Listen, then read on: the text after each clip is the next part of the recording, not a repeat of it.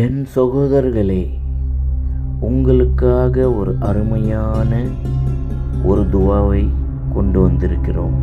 நீங்கள் மன உளைச்சலால், மன கஷ்டங்களால் பாதித்தவர்களா? உங்களுக்காக நல்ல ஒரு துவாவை நாங்கள் கொண்டு வந்திருக்கிறோம். இந்த துவா ஓதினால் போதும், அனைத்து கஷ்டங்களில் இருந்து அல்லாஹ் உங்களை பாதுகாப்பான். பிஸ்மில்லாஹிர் ரஹ்மானிர் ரஹீம்.